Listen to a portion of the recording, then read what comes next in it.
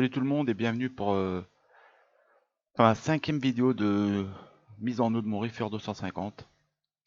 Alors aujourd'hui ça va être une vidéo un peu particulière parce que on va voir que je commence à avoir des algues brunes filamenteuses, ce qui est encore et toujours tout à fait normal pour une phase de démarrage.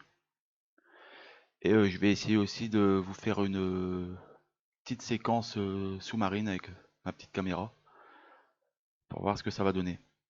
Donc comme on peut voir là, il y a différentes position des algues. Il y a les algues vraiment basses, qui font penser plus d'ailleurs à de la mousse, comme on peut bien voir là. On dirait un peu de la mousse sauvage, limite la mousse qu'il y a sur les arbres. Et au-dessus, on voit que ce sont plus des algues brunes. Et on va voir, comme on peut voir là-haut, ça commence légèrement à filamenter, ce qui est normal, hein, de toute façon, il n'y a pas de mystère.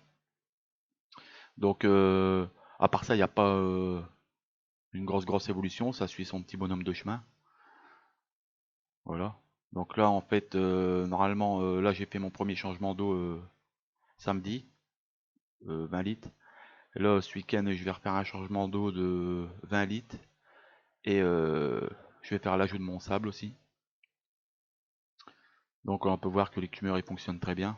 Il y a une belle mousse bien sèche, on va dire. On voit là que ça travaille tout doucement. Voilà. Ça monte tout doucement dans le godet. Autrement, les niveaux restent bons. Voilà. Il n'y a pas de problème sur ce plan-là. Le seul truc que j'ai fait, j'ai enlevé le charbon que j'avais dans mes chaussettes. La température 25,2, c'est correct. J'ai laissé le charbon pendant une semaine histoire de filtrer l'eau. Et je l'ai retiré parce que voilà, il y avait plus, j'étais plus obligé de le laisser dedans. Donc voilà, on va essayer de s'immerger totalement dans l'aquarium là. Ce sera une première. Donc voilà, pour se rendre encore plus compte des algues. D'ailleurs là, on voit de l'intérieur les filamenteuses, voilà, qui commencent à prendre de la hauteur et de l'ampleur. Ce qui est très joli d'ailleurs. Tout doucement, ça pousse. Voilà. Après, excusez-moi, avant d'immerger la caméra, j'ai totalement oublié de dézoomer, donc parfois vous allez voir c'est trouble. C'est parce qu'en fait, je suis resté sur le zoom quand je filmais à l'extérieur, donc j'ai totalement oublié de l'enlever à l'intérieur. Bon, ça reste correct, mais il y a des fois c'est un peu gênant, quoi. Mais comme on peut voir, ça fait vraiment une belle mousse qui colonise bien les rochers. Ça va être un vrai délice pour les détrivores que je vais introduire dans 2 semaines là, à peu près. Là, comme je vous disais juste avant, je vais introduire le sable la semaine prochaine avec mon prochain changement d'eau. Voilà, là on voit une petite crevette, enfin je vais dire une petite crevette, hein. Mais vous voyez, c'est trouble parce que j'ai carrément oublié d'enlever le zoom.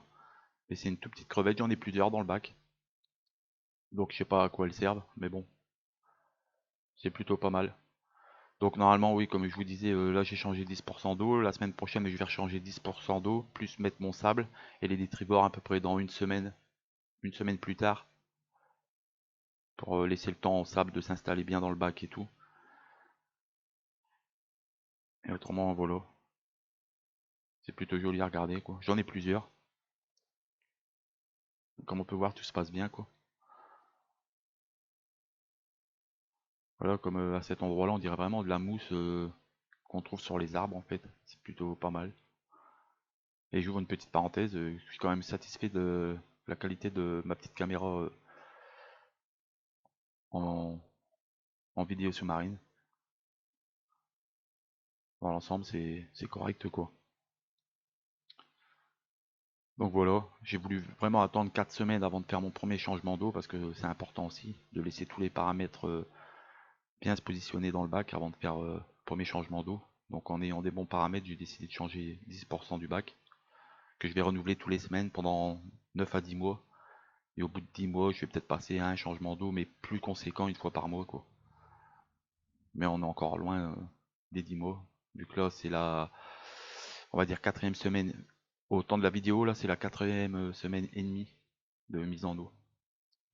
Donc voilà, quoi, j'ai encore le temps pour passer à un changement d'eau par mois. Donc voilà, on fait le tour là. l'envoie la sonde que je vous avais expliqué lors de ma dernière vidéo pour la température. Donc en fait là c'est plus les algues, hein. Pour l'instant il n'y a pas un gros changement, un grand chamboulement. On voit bien que ça commence à pousser en hauteur. Donc, ce qui va faire énormément plaisir aux détrivores. Bon, l'interphone là-bas il fait pas partie de l'aquarium. Et donc ça va permettre aux détrivores de bien se nourrir et de bien travailler là. Et là on verra vraiment le changement une fois que les détrivores seront introduits. Une fois qu'ils auront bien travaillé, on verra vraiment le changement, la disparition des algues totale et tout. Bien qu'en ce moment je dois aussi quand même régulièrement nettoyer les vitres. Là maintenant j'ai eu la période algues vertes, maintenant c'est plus algues brunes et les petits points bruns. Mais bon, c'est tout des phases, hein, des étapes à passer l'une derrière l'autre. Et là, ça va se terminer progressivement comme c'est arrivé, quoi, tout simplement. Bah, donc voilà, cette petite vidéo touche à sa fin. Je voulais faire une vidéo particulière avec une petite vision, on va dire, en intérieur pour voir le résultat. Parce que c'était aussi une première pour moi, donc je suis plutôt satisfait. Donc je vous dis à très vite, portez-vous bien, et à bientôt pour la prochaine vidéo du Reaper Red 250. Allez, bye bye.